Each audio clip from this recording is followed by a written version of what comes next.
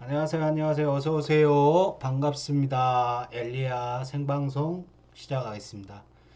9월 7일 제목은 윤석열 검찰총장 서초동 밤은 길다.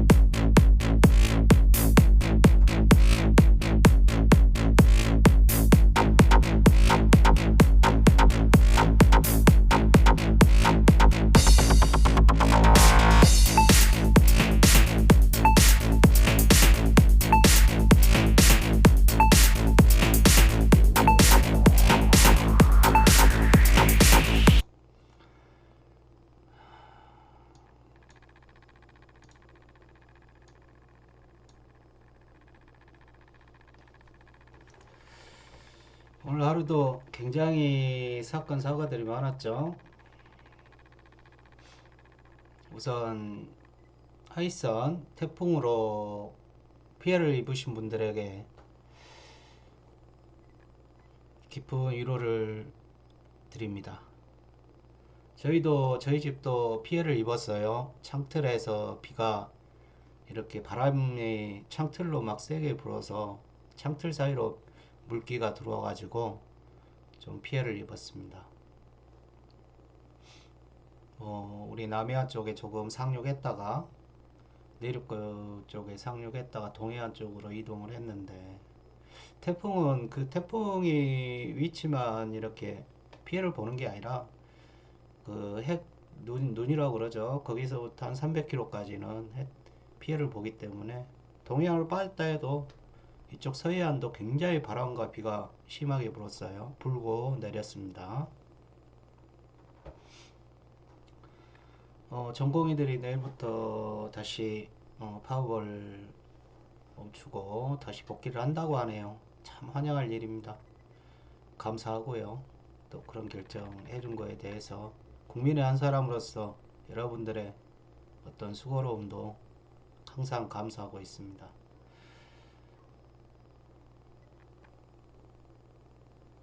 뭐 의사고시는 한 80%가 시험을 거부했다고 그러네요. 한 1년 또 지나가게 생겼습니다. 어떤 그런 선택을 하는지는 더 살펴봐야 되겠고요. 우리 또 전 목사님 보석 취소됐죠? 서울구치소로 가셨습니다. 정말 행복하게 또 국민의 세금으로 어? 생활할 수 있게 되었네요. 요즘 밥도 잘 나오고 서울구치소가 굉장히 시설이 좋다고 합니다. 우리 김문수 씨가 또 마녀 사장이라고 말하고 박대출 씨도 또 튀어나왔어요.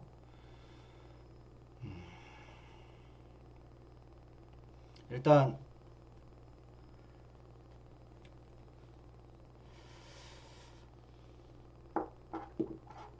태풍으로 피해 보신 국민 여러분,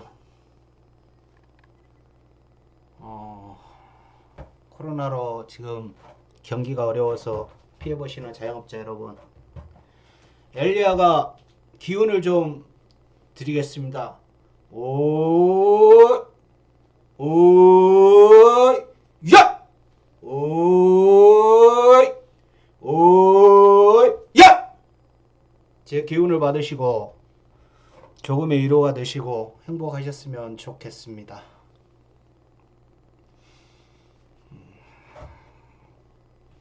이제 추석 연휴가 곧 다가옵니다. 내일부터 열차 승차권도 예매하시고 고속버스도 예매하시면 됩니다.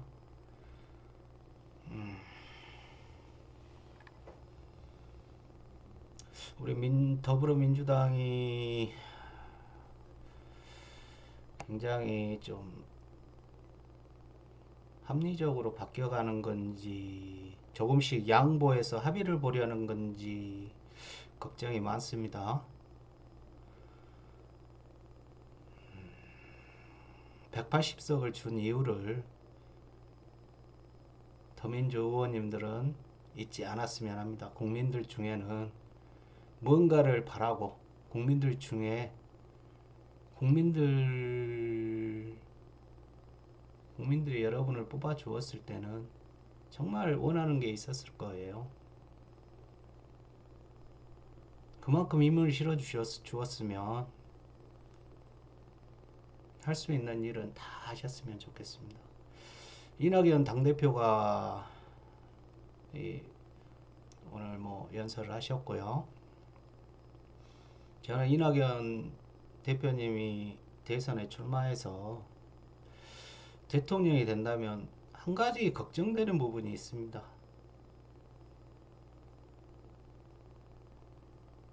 동서화합을 위해서 어?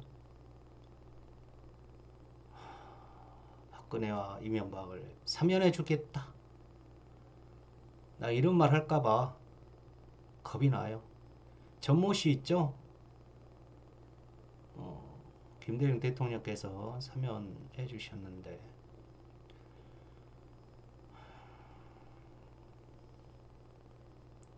화합의 장도 좋습니다. 하지만 그런 분들까지 사면해 주면서 어떤 화합의 장을 만든다는 것은 우리가 전두환 씨가 사면 받고 나서 한 행동들 그 추태들을 보면서 우리가 그렇게 사면을 해줬던 거에 대한 후회가 참 많았습니다. 그렇다 해서 동쪽에서 서쪽을 지원해주고 그렇게 할 일은 대구 쪽에서 이쪽 전라도를 밀어줄 그런 일들이 많지는 않을 거예요. 물론 대구 쪽에도 민주 세력들이 있습니다. 근데 대구는 살벌해요. 거의 뭐 침묵입니다. 침묵. 장사도 못하게 한다는데 더불어민주당 관련돼 있는 사람은 장사도 안 된답니다. 물론 우리가 어떻게 지역 감정을 조성해서는 안 되지만 어떤 화합이라는 그런 장은 서로 마음이 열렸을 때 이루어지는 거예요. 아직까지 그런 마음들이 열려있지 않는데 생각들이 차이가 있는데 그게 어떤 계기로 해서 한 번에 확 무너지진 않아요. 조금씩 조금씩 시간을 갖고 시간이 지나고 나면 서로를 이해하게 되고 세대가 교체가 되면 대한민국 하나로 바뀝니다. 지역 감정 계속 조장하는 세력들은 그들이 원하는 어떤 것들이 있겠죠. 지금 더불어민주당이 이번 의료계 합의 때문에 비난을 많이 받고 있습니다. 하지만 더불어민주당에서는 공공의료 확충 원칙을 지키겠다고 이야기하고 있어요. 그렇게 꼭 되기를 바랍니다. 아주 아름다운 또 소식이 있었습니다. 일산의 시학교회라는 곳에서 이번 코로나로 경기가 굉장히 어렵지 않습니까? 그래서 교회 보증금을 빼서 교인들한테 나누어 주고요. 작은 그곳보다 더 작은 곳으로 이사를 한다는 이야기네요.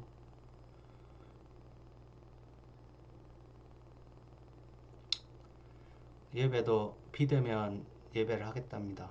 얼마나 아름다운 이야기입니까? 오늘 하이선으로 뉴시스에 나왔던 어떤 뉴스를 보면서 소방관 소방관님이 할머니를 등에 업고 커리까지 차는 물을 건너는 그런 모습이 사진에 찍혔더라고요.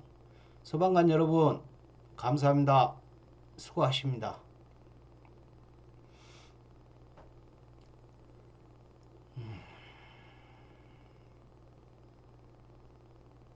피해가 너무 크네요. 우리 자영업자 여러분들도 말도 못하죠.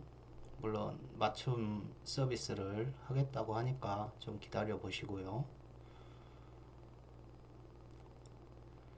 지난 1차 재난지원금 때 서울구치소 이야기하니까 그런데 그 교도소에 있는 분들은 재난지원금 나가나요? 그분들도 죄는 지었지만 대한민국 국민인데 이렇게 사각 지역에 굉장히 사람들이 많습니다. 우리가 어떤 법적인 테두리에서 재난지원금이 나가는 건 소득과 어떤 알려진 의료보험 체계를 통해서 이렇게 재난지원금을 지급하게 되면 이런 사각지대 지역에 있는 분들에 대한 생각을 못해요. 당장 피해 보시는 분들만 생각하다 보면 물론 그분들은 도와드려야겠죠. 그러지만 사각지역에 있는 그런 소외된 사람들도 꼭 챙겨주기를 정부에 바라봅니다.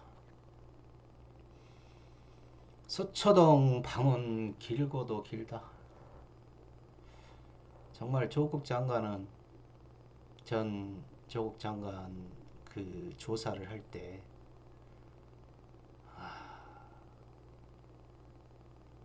그 또 그 부인 조사를 할 때 정말 살벌했죠. 저는 그 조사를 하는 걸 보면서 왜 그렇게 옛날 생각이 그렇게 많이 날까요?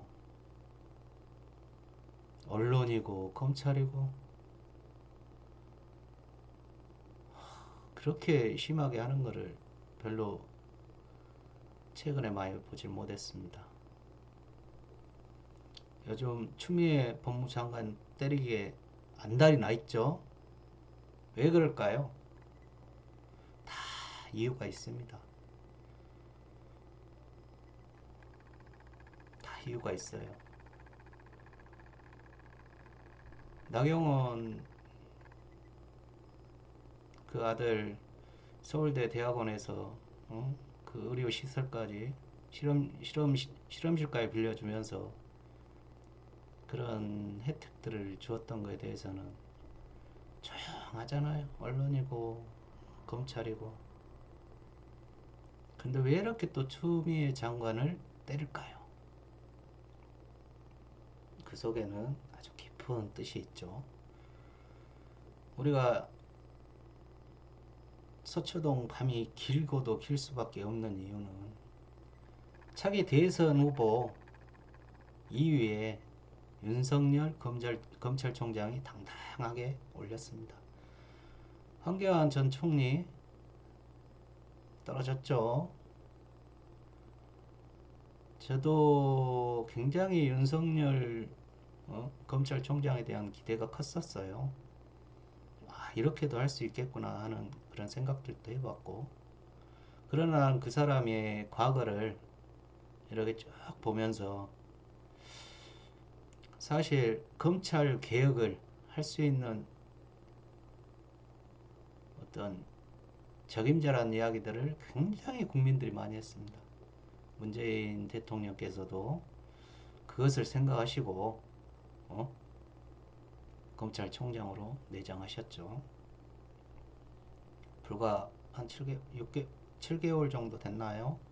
여지없이 여지없이 그 모습을 드러내기 시작했습니다. 윤석열 검찰총장은 서울 출신이에요. 서울 출신이지만 지방을 굉장히 많이 돌아다니신 분이죠.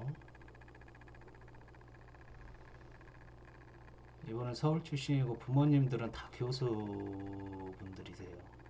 집안이 나쁘지 않습니다. 이분이 뭐 어렵게 생활한 건 없을 거예요. 우리가 이낙연 당대표를 이야기할 때는 서울대 가면 개천에서 용났다. 이렇게 표현하지만 그거와는 상반됩니다. 요즘 뭐 윤석열 총장 부인 김건희 씨 이야기들도 들리기도 하고요.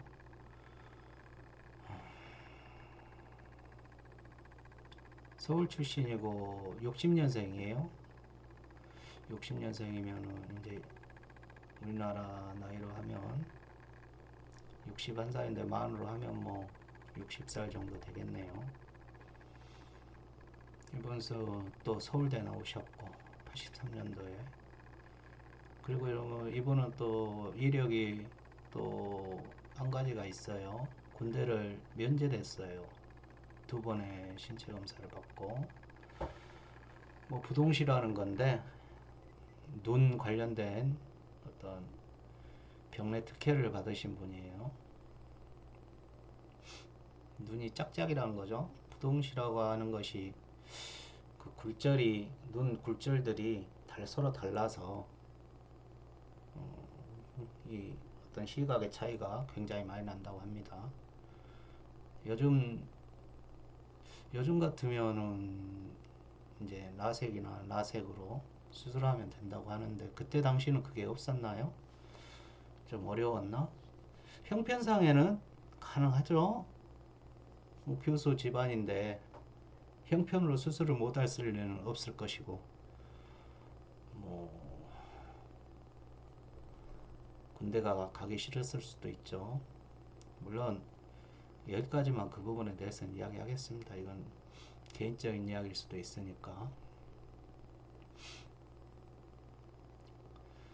88년도에 이제 군대를 안 가서 서울대학교 대학원까지 부박과 대학원까지 이렇게 이수했어요.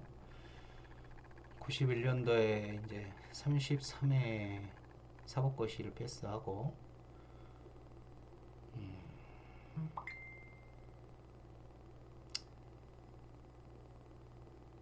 94년도부터 이제 사법연수원에 들어가게 됩니다. 그래 검사의 길을 걷게 되죠.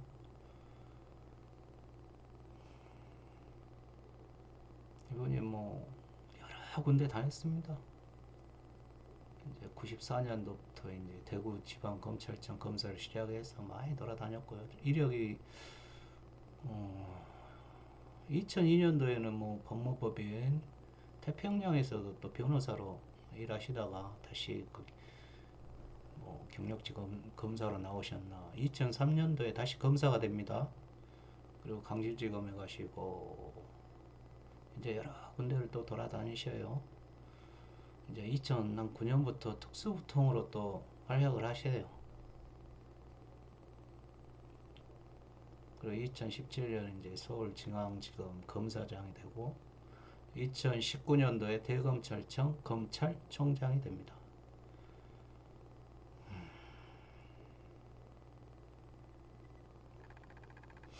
이번에 부인 되시는 분은 기획전시 관련된 어떤 일들을 하고 계세요.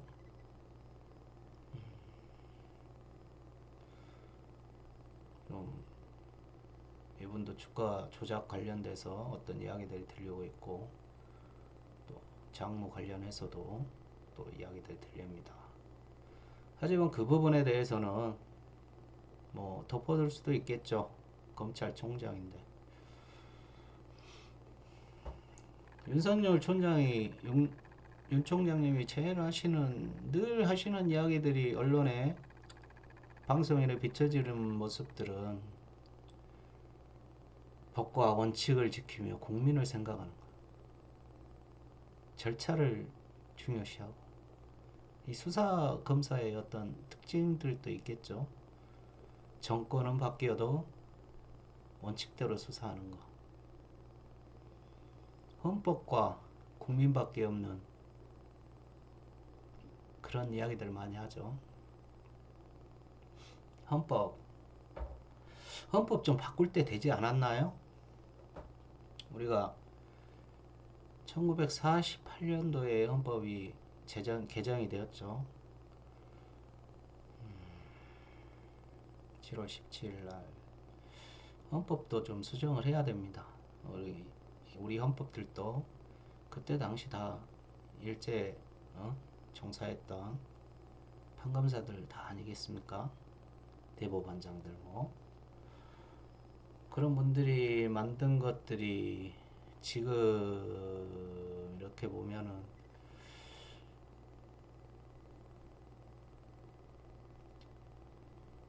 조금 문제들이 많잖아요. 다 빠져나갈 길을 다 만들어 놨잖아요. 고위층은 다 빠져나갈 수 있고 서민들은 법대로 처리되고 그런 어떤 조건들이 굉장히 구멍들이 많다는 우리 김기춘 선생께서 잘 만들어 놓으셨죠.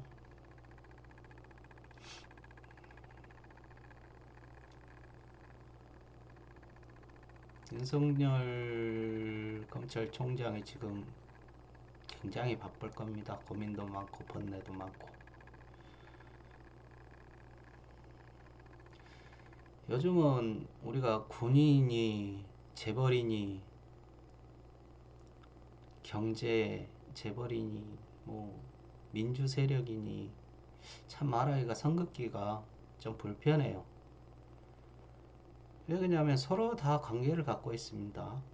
자식들 관련해서 결혼 관계로 다 친인척이 되고 우리나라는 학연, 지연, 혈연 아니겠어요? 다 관련이 돼 있습니다. 어떻게 이명박 대통령까지는 어떻게 경제통이라고 우리가 불러야 될 것이고 박근혜는 우리가 군통이라고 부르고 싶고 이제 우리 윤석열 검찰총장님이 박근혜 사건을 잘 마무리하셔서 검찰총장까지 된 거 아니겠습니까?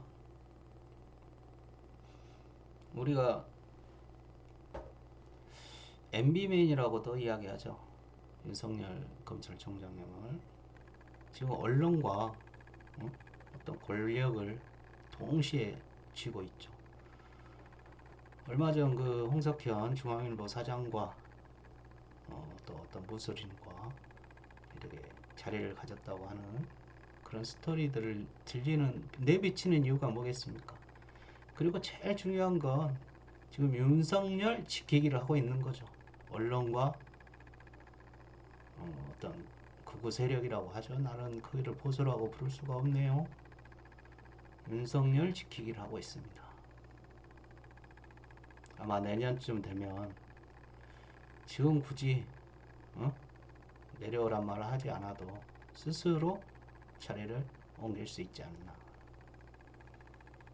우리가 늘 보면은 어떤 사람 주변에는 그 세력이 있어요. 윤 총장 주변에도 늘 세력이 있죠. 뭐 배상봉 씨, 강남일, 조상주, 이두봉 어마어마하네요.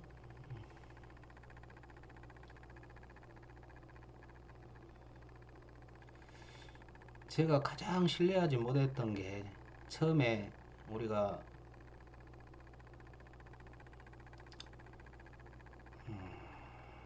19년도에 검찰총장 되기 전에 제가 걱정스러웠던 그때 검찰 개혁을 할 수 있는 사람으로서 그 사람을 저도 조금 지지를 했습니다. 그러면서 뒤끝이 굉장히 안 좋았던 그 한 가지.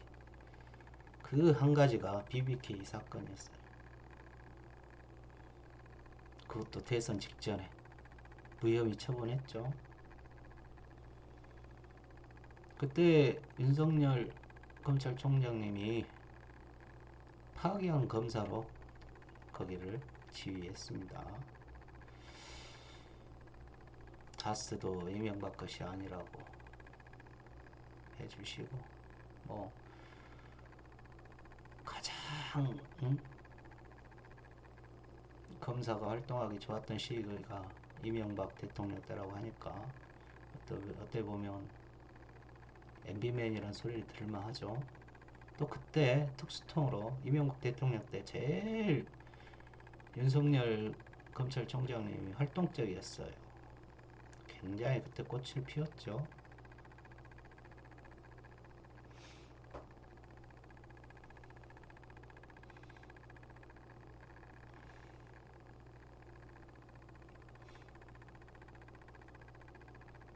우리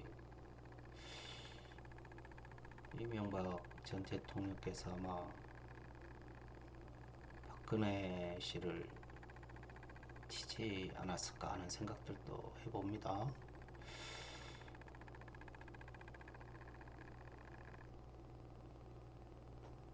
이제 군부에서는 더 이상 없죠. 사람들이 뭐 쿠데타를 일으키는 것도 아니고 이제 나올 수 있는 게 민주 세력과 대한민국을 좌지우지하고 있는 어떤 경제를 움직이는 사람들, 재벌들, 그 관련된 사람들 중에 대권을 질 수 있지 않을까. 당연히 민주 세력이 대권을 지어야 맞는 거지만 이 언론 장난이 보통이 아닙니다. 추미애 법무장관님 때리는 거 보세요. 무지막지하죠. 살벌하죠. 예? 지금 매일매일 때리고 있습니다. 정말 서초동 밤이 너무 길어요. 검찰 개혁은 반드시 이루어져야 되는데 원래 검찰총장과 법무장관님이 서로 힘을 합쳐야 그것도 이룰까 말까 하는 시점에서 윤 총장님이 과감하게 살벌하게 뒤돌아서는 모습들이 정말 이래서 되겠는가. 사실 검사라는 분들은 양날의 칼이라는 표현 좀 그렇고 두 손에 권력을 쥐고 있는 거예요. 그리고 이분은 권력에서 항상 자리를 지켰던 분입니다. 기소권, 수사권, 무소불위라는 말들이 왜 생겼겠어요? 검찰은요, 대한민국에서 최고로 권력이 센 사람입니다.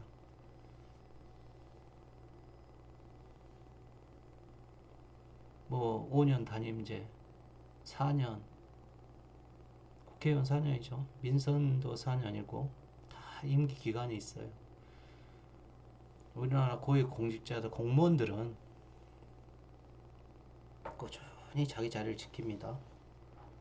그래서 사실 공무원 조직의 어떤 선택이 대통령이 아무리 노력해도 사실 당신은 4년 후면 5년 후면은 떠나지 않냐. 우리는 이 자리를 계속 지킨다. 어떤 그런 의식들을 갖고 있는 분들이 있죠. 그래서 정권이 바뀐다 해서 쉽게 나라가 이렇게 바뀌는 게 아닙니다. 지금 검찰 내부에서 문제는 그거 아니겠습니까? 우리가 지금까지 대한민국을 위해서 충성을 다하고 역대 정권의 입맛에 맞춰서 살아남았는데 지금 당장 어떤 변화를 시킨다는 게 자기 입맛에 맞지 않겠죠. 그러나 국민이 원하고 있습니다. 국민이 공수처도 고위공직자 처벌, 응? 수사처, 고위공직자, 공수처 국민이 원했잖아요. 그 촛불을 들어가면서 박근혜 퇴진을 외쳐가면서 하야를 외쳤죠. 하야를 그때 하야를 했으면 차라리 훨 낫죠. 그 하야를 못하고 그 버티다 어떻게 뭐 군인들 데리고 한번 또 아버지가 했던 것처럼 한번 해보려다가 이제는 세상이 바뀌어서요. 우리 국민이 그렇게 어둡지 않습니다. 요즘 우리 국민들 굉장히 뛰어나요. 세계에서 인정해 줍니다.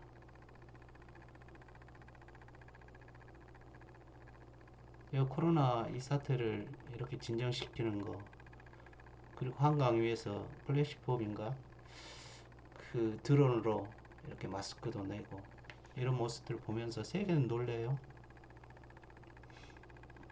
BTS가 벌써 빌보드 100인가 거기에서 1위를 차지하고 WHO 사무총장이 뭐 BTS에 또 감사 메시지도 전합니다. 요즘 교황님도 대한민국이 걱정스러운 거죠. 북한과 어떤 평화, 화해를 이루기 위해 끊임없이 노력해 달라는 거죠. 노력해 달라는 거, 희망한다는 어떤 메시지를 보내셨는데 우리 또 문재인 대통령이 또 카톨릭이시고 또 교황과 어떤 교황께서 어떤 이런 깊은 생각들을 하시는지 참 감사합니다. 대한민국은요 빨리 통일되는 게요 경제도 살리고 나라도 더 부강해지는 겁니다. 그 통일이란 말이 참 쉬운 건 아니지만 남북이 빨리 협력을 더해서 어떤 교류를 통해서 좀 더 가까워지고 그 속에서 통일을 하는 게 가장 현명하겠죠. 어떤 대북 제재에 대한 어떤 그런 것 때문에 굉장히 걸려 있지만 아마 이인영 통일부 장관이나 박지원 국가정보원장님이 잘 어떻게 맞춰서 일을 하시리라 봅니다.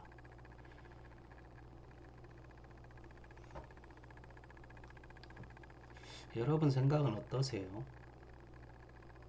정말 이분 윤 총장님 방송이나 이런 건 나올 때 보면 거침이 없죠? 말씀하시는 게. 이분 같은 경우는 경제계 쪽에서 밀어주지 않을까. 저는 아마 내후년 선거가 대선이 굉장히 치열할 거라고 봅니다. 지금 현재 이낙연 더불어민주당 당대표가 1위를 지키고 있는데 아마 내년 되면 많은 변화들이 생길 거예요. 이 코로나가 물론 오래 가게 되면 어떤 현상들이 변하는 것들이 적겠지만 이 코로나가 만약에 진정되죠? 그러면 올 겨울부터 굉장히 바람이 붑니다. 언론에서부터 띄우기 시작할 거예요. 국회에서는 계류되어 있는 공수처를 빨리 음? 마무리 지으시고 검찰 개혁을 신속하게 사법 개혁이죠. 신속하게 진행하셔야 됩니다. 그러지 않으면 굉장히 힘들어집니다. 우리가 국민들이 정말 그 추운 날씨에 눈이 내리는 날씨에도 그 광화문에 모여서 촛불 집회를 했던 이유가 무엇이겠습니까? 좀 변해보자고. 정말 저렇게 해서는 안 된다고. 그 열망 속에서 검찰 개혁을 하라고 보내주신 분이 검찰을 지켜야겠다고 버티느니 국민들은 답답하죠. 그래서 180석을 만들어 줬는데 지지부진하고 요즘 들어 더 느끼는 거지만 너무 합리적으로 바뀌어가는 듯한 느낌이 들어서 걱정스럽습니다. 타협과 화해 좋아요. 전쟁은 싸우지 않고 이기는 게 가장 현명하다고들 하죠. 그렇지만 싸워야 할 땐 싸워야 됩니다. 발톱을 드러낼 때는 발톱을 드러내야 돼요. 그러지 않으면 재벌이 바라는 세상이 될 것이고 서민들은 더욱 피폐한 삶을 살 수밖에 없어요. 연합뉴스 7시 20분 뭐 코로나가 아니라 하여튼 특보가 나오는데 그 전에 광고가 한 6개, 7개 나옵니다. 뭐 월드비전,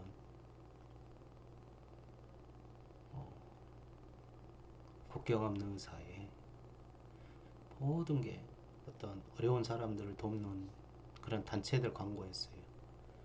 지금 지구상에서 존재하는 우리 인구들이 지구촌에 살고 있는 사람들 중에 굉장히 힘들고 어렵게 사시는 분들 많아요. 매일매일 하루가 전쟁이신 분들이 많습니다. 거기에 비하면 현재 우리의 환경은 좀 다르다고 생각합니다. 대한민국 국민들의 어떤 근면성과 창의적인 어떤 생각들,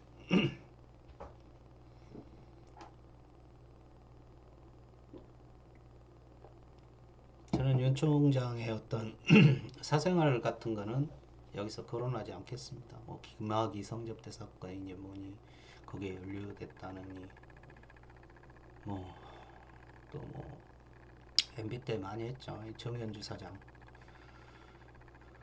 미네르바, PD 수첩의 미네르바, KB증권 사건.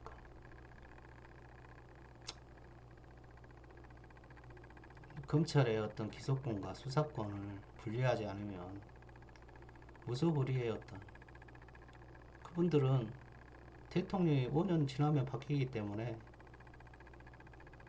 또 다른 대통령한테 충성하면 됩니다.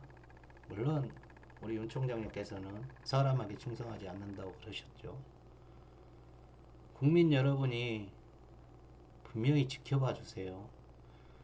지금 많은 일들이 조국 어떤 전 장관 수사권부터 해서 정말 요즘 추미애 법무장관 때리는 것까지 보면 다른 것들은 조용히 언론에서 묻힙니다. 언론에서 지금 막 때리는 것들 왜 그럴까에 대한 고민을 해보세요. 윤석열 지키기를 하고 있습니다. 이건 어디까지나 저의 생각입니다. 제가 생각하는 어떤 저거지만 저는 윤석열 총장님이 다음 대선에 나올 거라고 생각합니다. 여러분은 어떻게 생각하실지 모르겠지만요. 김종인 대표의 어떤 복심에도 그분이 있지 않을까. 우리 안철수 국민의당 대표님께서는 요즘 진 선생님하고 또 좋은 호흡을 맞추고 계시네요. 우리 진 선생님. 언젠가 한번 제가 또 진 선생님에 대한 이야기를 할 날이 있을 것 같습니다. 서초동 밤은 정말 아름답습니다. 저도 서초동에 자주 갔었는데요. 또 검찰청 그 꺼지지 않는 불빛, 새벽까지 켜져 있는 그 불빛. 국민은 그런 검찰들을 다 믿었죠. 우리가 언론은 거짓말을 하지 않는다고 생각했던 것처럼. 근데 말이죠. 많이 세상이 바뀌었습니다. 얼마 전에 제 일하는 곳에 한 10분의 60대, 70대 어르신들이 일을 하셨어요. 그분들 이야기를 제가 옆에 조용히 듣고 있었습니다. 좀 이빨 좀 되시는 한 분이 이런 말씀 하셨어요. 전두환 시대가 정말 좋았다. 다시 그 시대로 가자. 그러니까 옆에 분이 딱 한마디 합니다. 나쁜 사람인데 당신 왜 그래? 그러니까 그분이 더 막 이야기하는 거예요. 그때는 뭐 정말 살기 좋았다. 정말 물가도 안정됐고. 당연히 그때 살기 좋았을 수밖에 없습니다. 왜요? 그때는 가장이 혼자 일해서 집사람, 아들, 딸 한 4명, 4인 정도는 키울 수 있었어요. 그 시대는. 근데 요즘은 부부가 벌어도 밥벌이 해도 살기가 팍팍합니다. 그런 세상이니까 그런 말씀 하실 수도 있겠지만 주변에 한 서너 분은 침묵, 한 서너 분은 그 사람에 대해서 그렇게 이야기하지 말라고 이야기를 하시는 거예요. 전두환 그 사람 참 나쁜 사람이다. 수많은 사람을 죽였다. 국민은 어느 정도 알고 있어요. 이제 언론이 거짓말도 한다는 거를 어느 뉴스 테마를 보니까 진실만을 이야기했다. 진실만을 이야기한 뉴스, 정확한 뉴스.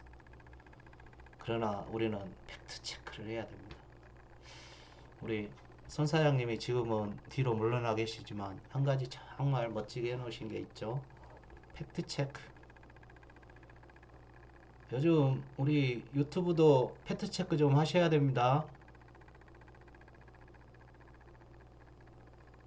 제가 윤석열 검찰총장님한테 드리고 싶은 말은 하시고 싶으면 하십시오. 다만 국민이 원했던 당신의 모습을 찾으시고 국민이 바라던 그 모습을 가지시고 그때 대선에 출마하십시오. 검찰개혁 완수하시고 추미애 장관과 손잡고 그러고 나서 대선 주자로 나서세요. 지금 모습 이대로 가시죠. 국민은 실망합니다. 당신의 모습에 실망할 거예요. 국민 여러분, 시청자 여러분, 지켜보세요. 우리가 눈을 부릅뜨고 지켜봐야 되고 언론이 이야기하는 것들 꼭 팩트 체크 하시고요. 우리가 세월호 이후로 많이 깨었죠. 정말 충격의 그 세월호 침몰하는 장면을 보고 저는 정말 충격이었습니다. 충격. 뉴스에서는 모두 다 구했다고 그냥. 아이고 깜짝 놀랐습니다. SBS였나요? 어디였나요? MBC였나요? 깜짝 놀랐어요. 요즘 종편 많이 보시는 어르신들 요즘 채널 많이 돌리신다고 그러더라고요. 그래야죠. TV조선이니 뭐 채널A니 이거 패널들 막 불러다가 몇만 원씩 줬고 패널들 불러다가 하루 종일 어때 그냥 강한 인상만을 남기는 말들을 던져버리고 책임지지도 않고 그런 어떤 방송은 좀 피하시길 바랍니다. 자, 오늘 또 국민들을 위한 코로나로 어려운 국민 여러분 그리고 이번 태풍으로 또 수해를 겪으신 국민 여러분 이 엘리야가 한 번 더 기운을 보내드리겠습니다. 오이 오이 야 오이 오이 야 감사합니다. 많이 시청해 주셔서 감사하고요. 또 어제 오늘 또 여러 가지 충고 말씀을 해주셨습니다. 저도 그렇게 생각합니다. 고맙습니다. 9월 7일 엘리야 방송 마치도록 하겠습니다.